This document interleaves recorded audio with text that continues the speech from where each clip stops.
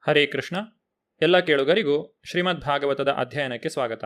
ಶ್ರೀಮದ್ ಭಾಗವತದ 8ನೆಯ ಸ್ಕಂದದಲ್ಲಿ ಸಮುದ್ರ ಮಥನದ ಕಥೆಯನ್ನು ನಾವು ತಿಳಿದುಕೊಳ್ಳುತ್ತಿದ್ದೇವೆ. ಬ್ರಹ್ಮದೇವನ ನೇತೃತ್ವದಲ್ಲಿ ಎಲ್ಲ ದೇವತೆಗಳು ದೇವೋತ್ತಮ ಪರಮಪುರುಷನಿಗೆ ತಮ್ಮ ಪ್ರಾರ್ಥನೆಗಳನ್ನು ಸಲ್ಲಿಸಿದರು. ಮೇಘಘರ್ಜನೆಯನ್ನು ಹೋಲುವ ಗಂಭೀರ ಧ್ವನಿಯಲ್ಲಿ ಭಗವಂತನು ದೇವತೆಗಳಿಗೆ ಉತ್ತರವಿತ್ತನು.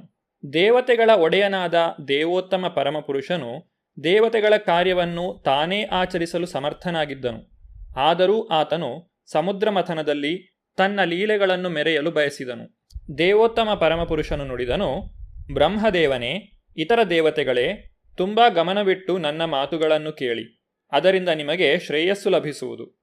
ಏಳ್ಗೆಯನ್ನು ಹೊಂದುವವರೆಗೂ ನೀವು ದಾನವರೊಂದಿಗೆ ದೈತ್ಯರೊಂದಿಗೆ ಯುದ್ಧ ಸಂಧಿಯನ್ನು ಮಾಡಿಕೊಳ್ಳಲೇಬೇಕು.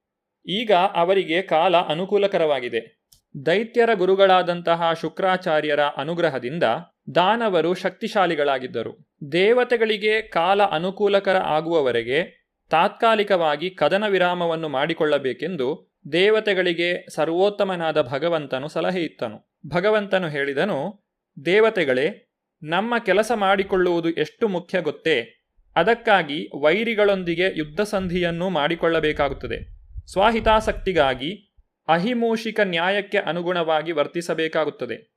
ಒಮ್ಮೆ ಹಾವು ಮತ್ತು ಇಲಿಯನ್ನು ಒಂದೇ ಬುಟ್ಟಿಯಲ್ಲಿ ಸೆರೆ ಹಿಡಿಯಲಾಯಿತು. ಇಲಿ ಹಾವಿಗೆ ಆಹಾರವಾದ್ದರಿಂದ ಹಾವಿಗೆ ಒಳ್ಳೆಯ ಅವಕಾಶ ಒದಗಿ ಬಂದಿತ್ತು. ಆದರೆ ಏನು ಪ್ರಯೋಜನ? ಇಲಿಯನ್ನು ತಿಂದರೂ ಹಾವು ಪಾರಾಗಿ ಬದುಕುವಂತಿರಲಿಲ್ಲ. ಅವೆರಡೂ ಒಂದೇ ಬುಟ್ಟಿಯಲ್ಲಿ ಸೆರೆಯಾಗಿದ್ದವು. ಆದ್ದರಿಂದ ಹಾವು ಇಲಿಯೊಡನೆ ಕದನ ವಿರಾಮವನ್ನು ಮಾಡಿಕೊಳ್ಳುವುದೇ ಜಾಣತನವೆಂದು ಭಾವಿಸಿತು. ಅದು ಬುಟ್ಟಿಗೆ ತೂತು ಕೊರೆಯುವಂತೆ ಇಲಿಯನ್ನು ಕೇಳಿಕೊಂಡಿತು. ಹೀಗೆ ಮಾಡುವ ಮೂಲಕ ಇಬ್ಬರೂ ಹೊರಹೋಗಲು ಸಾಧ್ಯ ಎಂದು ಹೇಳಿತು. ಇಲಿಯು ತೂತು ಕೊರೆದ ಬಳಿಕ ಅದನ್ನು ತಿಂದು ತಾನು ತೂತಿನ ಮೂಲಕ ಪಾರಾಗಬೇಕೆಂಬುದೇ ಹಾವಿನ ಉದ್ದೇಶವಾಗಿತ್ತು. ಇದನ್ನೇ ಅಹಿಮೂಷಿಕ ನ್ಯಾಯ ಎಂದು ಕರೆಯಲಾಗಿದೆ. ಭಗವಂತನು ಹೇಳಿದನು, ಕೂಡಲೇ ಅಮೃತವನ್ನು ಉತ್ಪಾದಿಸಲು ಪ್ರಯತ್ನಿಸಿ. ಇನ್ನೇನು ಸಾಯಲಿರುವ ವ್ಯಕ್ತಿಯೂ ಕೂಡ ಅಮೃತವನ್ನು ಕುಡಿದು ಅಮರನಾಗಬಹುದು. ದೇವತೆಗಳೇ, ಎಲ್ಲ ಬಗೆಯ ಸಸ್ಯ, ತೃಣ, ಲತೆ, ಔಷಧಿಗಳನ್ನು ತಂದು ಹಾಲ್ಗಡಲಿಗೆ ಚೆಲ್ಲಿ. ಆ ಬಳಿಕ ನನ್ನ ಸಹಾಯದಿಂದ ಮಂದರ ಪರ್ವತವನ್ನು ಕಡೆಗೋಲನ್ನಾಗಿ ಮಾಡಿಕೊಳ್ಳಿ. ವಾಸುಕಿಯನ್ನು ಕಡಿಯುವ ಹಗ್ಗ ಮಾಡಿಕೊಳ್ಳಿ. ಬೇರೆಡೆ ಗಮನ ಕೊಡದೆ ಹಾಲ್ಗಡಲನ್ನು ಕಡೆಯಿರಿ. ಸಾಗರದಿಂದ ಅಮೃತ ಉತ್ಪನ್ನವಾಗುವುದು. ದಾನವರು ಕೇವಲ ಕಷ್ಟಪಡುವರು. ದೇವತೆಗಳಾದ ನೀವು ವಾಸ್ತವವಾದ ಫಲವನ್ನು ಪಡೆಯುವಿರಿ. ಇಲ್ಲಿ ಒಂದು ಸಂಗತಿ ನಮಗೆ ವ್ಯಕ್ತವಾಗುತ್ತದೆ. ಅದೇನೆಂದರೆ, ಮೊಸರು ಕಡೆದಾಗ ಬೆಣ್ಣೆ ಬರುವಂತೆ ನಾನಾ ಬಗೆಯ ಔಷಧಿ, ಲತೆ, ಹುಲ್ಲು, ಸಸ್ಯಗಳನ್ನು ಹಾಲಿಗೆ ಹಾಕಿ ಕಡೆದಾಗ ಔಷಧಿ ಸಸ್ಯಗಳ ಚೈತನ್ಯದ ಸಾರವು ಹಾಲಿನೊಂದಿಗೆ ಬೆರೆತು ಅಮೃತವಾಗಿ ಪರಿಣಮಿಸುವುದು. ಭಗವಂತನು ತನ್ನ ಮಾತನ್ನು ಮುಂದುವರಿಸಿದನು. ಪ್ರಿಯ ದೇವತೆಗಳೇ, ಸಹನೆ ಮತ್ತು ಶಾಂತಿಯಿಂದ ಎಲ್ಲವನ್ನೂ ಸಾಧಿಸಬಹುದು. ಆದರೆ ಕೋಪದಿಂದ ಕ್ಷೋಭೆಗೊಳಗಾದರೆ ಧ್ಯೇಯ ಸಾಧನೆಯಾಗಲಾರದು. ಆದ್ದರಿಂದ ದಾನವರು ಏನೇ ಕೇಳಿದರೂ ಅವರ ಪ್ರಸ್ತಾವವನ್ನು ಒಪ್ಪಿಕೊಳ್ಳಿ. ಕ್ಷೀರಸಾಗರದಿಂದ ಕಾಲಕೂಟವೆಂಬ ವಿಷವು ಉತ್ಪನ್ನವಾಗುವುದು. ಅದಕ್ಕೆ ನೀವು ಹೆದರಬೇಕಾಗಿಲ್ಲ. ಕಡಲನ್ನು ಕಡೆದಾಗ ನಾನಾ ವಸ್ತುಗಳು ಉತ್ಪನ್ನವಾಗುವುವು. ಅದಕ್ಕೆ ನೀವು ಅತಿಯಾಸೆ ಪಡಬಾರದು. ಅವುಗಳನ್ನು ಪಡೆಯಲು ಕಾತರರಾಗಬಾರದು. ಸಿಗದೇ ಇದ್ದಲ್ಲಿ ಕೋಪಗೊಳ್ಳಲೂಬಾರದು. ಮಂಥನ ಪ್ರಕ್ರಿಯೆಯಿಂದಾಗಿ ಹಾಳ್ಗಡಲಿನಿಂದ ಅನೇಕ ವಸ್ತುಗಳು ಹುಟ್ಟಿಬರುತ್ತವೆ. ಅವುಗಳಲ್ಲಿ ಮುಖ್ಯವಾದವು ವಿಷ, ಅಮೂಲ್ಯ ರತ್ನಗಳು, ಅಮೃತ ಮತ್ತು ಅಪ್ಸರೆಯರು. ಆ ರತ್ನ ಮತ್ತು ಅಪ್ಸರೆಯರಿಗಾಗಿ ಅತಿಯಾದ ಆಸೆ ಪಡಬಾರದು. ಅಮೃತ ಬರುವವರೆಗೆ ಸಹನೆಯಿಂದ ಕಾಯಬೇಕು ಎಂದು ದೇವತೆಗಳಿಗೆ ಭಗವಂತನು ಸಲಹೆ ನೀಡಿದನು. ಅಮೃತವನ್ನು ಪಡೆಯುವುದೇ ನಿಜವಾದ ಉದ್ದೇಶ. ದೇವತೆಗಳಿಗೆ ಈ ರೀತಿ ಸಲಹೆ ಇತ್ತ ಬಳಿಕ ಸ್ವತಂತ್ರನೂ ಪುರುಷೋತ್ತಮನೂ ಆದ ದೇವೋತ್ತಮ ಪರಮಪುರುಷನು ಅಂತರ್ಧಾನನಾದನು. ಆಗ ಬ್ರಹ್ಮದೇವನು ಭಗವಂತನಿಗೆ ಗೌರವಪೂರ್ವ ಪ್ರಣಾಮಗಳನ್ನು ಸಲ್ಲಿಸಿ ತನ್ನ ಧಾಮಕ್ಕೆ ಮರಳಿದನು. ಎಲ್ಲ ದೇವತೆಗಳು ಬಲಿಮಹಾರಾಜನ ಬಳಿಗೆ ಹೋದರು. ದಾನವ ಸಾಮ್ರಾಟನಾದ ಬಲಿಮಹಾರಾಜನು ಯಾವಾಗ ಶಾಂತಿ ಸಂಧಾನ ಮಾಡಿಕೊಳ್ಳಬೇಕೆಂಬುದನ್ನು, ಯಾವಾಗ ಯುದ್ಧ ಮಾಡಬೇಕೆಂಬುದನ್ನು ಚೆನ್ನಾಗಿ ತಿಳಿದಿದ್ದನು. ಅವನ ಸೇನಾ ನಾಯಕರು ಕ್ಷೋಭೆಗೊಳಗಾಗಿ ದೇವತೆಗಳನ್ನು ಕೊಲ್ಲುವುದರಲ್ಲಿದ್ದರು. ಆದರೆ ನಿರಾಯುಧರಾಗಿ ತನ್ನೆಡೆಗೆ ಬರುತ್ತಿದ್ದ ದೇವತೆಗಳನ್ನು ಕಂಡ ಬಲಿಮಹಾರಾಜನು ಅವರನ್ನು ಕೊಲ್ಲದಂತೆ ತನ್ನ ಸೇನಾಧಿಪತಿಗಳನ್ನು ತಡೆದನು. ವೈದಿಕ ಶಿಷ್ಟಾಚಾರವು ಈ ರೀತಿಯಾಗಿ ಬೋಧಿಸುತ್ತದೆ. ಗೃಹೇ ಶತ್ರುಂ ಅಪಿ ಪ್ರಾಪ್ತಂ ವಿಶ್ವಸ್ತಂ ಅಕುತೋ ಭಯಂ. ವೈರಿಗಳು ನಮ್ಮ ಮನೆಗೆ ಬಂದಾಗ ಉಭಯ ಪಕ್ಷಗಳ ನಡುವೆ ಇರುವ ವೈರವನ್ನು ಮರೆತು ಹೋಗುವ ರೀತಿಯಲ್ಲಿ ಅವರನ್ನು ಬರಮಾಡಿಕೊಳ್ಳಬೇಕು. ಬಲಿಮಹಾರಾಜನು ಶಾಂತಿ ಸಂಧಾನದ ಮತ್ತು ಯುದ್ಧದ ಕಲೆಯಲ್ಲಿ ಪ್ರವೀಣನಾಗಿದ್ದನು. ತನ್ನ ಸೇನಾ ನಾಯಕರು ಕ್ಷೋಭೆಗೊಳಗಾಗಿದ್ದರೂ ಬಲಿಯು ದೇವತೆಗಳನ್ನು ಆದರದಿಂದ ಬರಮಾಡಿಕೊಂಡನು. ಈ ಬಗೆಯ ಉಪಚಾರ ಕೌರವ ಪಾಂಡವರ ಯುದ್ಧದ ಕಾಲದಲ್ಲೂ ಪ್ರಚಲಿತವಾಗಿತ್ತು. ಹಗಲಿನಲ್ಲಿ ಪಾಂಡವರು ಕೌರವರು ಶಕ್ತಿ ಮೀರಿ ಹೋರಾಡುತ್ತಿದ್ದರು. ಸಂಜೆಯ ಹೊತ್ತು ಮಿತ್ರರಂತೆ ಪರಸ್ಪರ ಶಿಬಿರಗಳಿಗೆ ತೆರಳುತ್ತಿದ್ದರು. ಹಾಗೆಯೇ ಬರಮಾಡಿಕೊಳ್ಳುತ್ತಿದ್ದರು. ವೈರಿ ಏನನ್ನೇ ಬಯಸಿದರೂ ಕೊಡುತ್ತಿದ್ದರು. ದೇವತೆಗಳು ವಿರೋಚನ ಪುತ್ರನಾದ ಬಲಿಮಹಾರಾಜನಲ್ಲಿಗೆ ಹೋದರು. ಅವನ ಬಳಿಯಲ್ಲಿ ಕುಳಿತರು. ದಾನವ ಸೇನಾಧಿಪತಿಗಳು ಬಲಿಮಹಾರಾಜನ ರಕ್ಷಣೆಗೆ ನಿಂತಿದ್ದರು. ಆತನು ಸಕಲ ವಿಶ್ವಗಳನ್ನು ಗೆದ್ದದ್ದರಿಂದ ಅತ್ಯಂತ ಸಮೃದ್ಧನಾಗಿದ್ದನು. ತುಂಬಾ ಜಾಣನಾದ ದೇವೇಂದ್ರನು ಮೃದು ನುಡಿಗಳಿಂದ ಬಲಿಮಹಾರಾಜನನ್ನು ಪ್ರಸನ್ನಗೊಳಿಸಿದನು.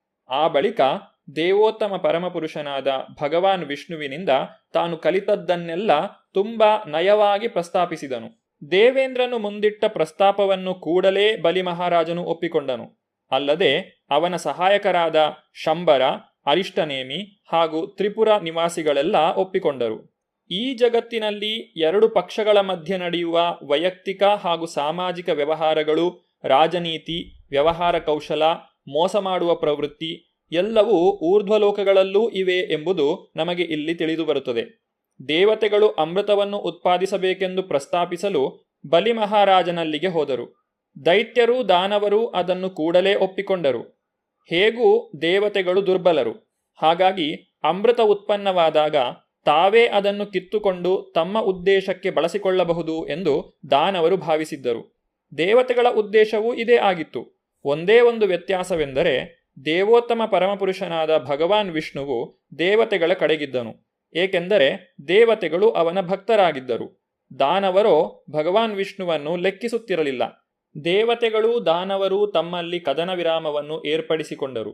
ಇಂದ್ರನು ಪ್ರಸ್ತಾಪಿಸಿದಂತೆ ಅಮೃತವನ್ನು ಉತ್ಪಾದಿಸಲು ಭಾರೀ ಪ್ರಯತ್ನದಿಂದ ವ್ಯವಸ್ಥೆ ಮಾಡಿಕೊಂಡರು. ಬಹಳ ಶಕ್ತಿವಂತರಾದಂತಹ ದೇವತೆಗಳು ದಾನವರು ತಮ್ಮ ಮಹಾಬಲವನ್ನು ಪ್ರಯೋಗಿಸಿ ಮಂದರ ಪರ್ವತವನ್ನು ಕಿತ್ತರು. ಜೋರಾಗಿ ಕೂಗುತ್ತಾ ಕ್ಷೀರಸಾಗರದತ್ತ ಹೊತ್ತು ತಂದರು.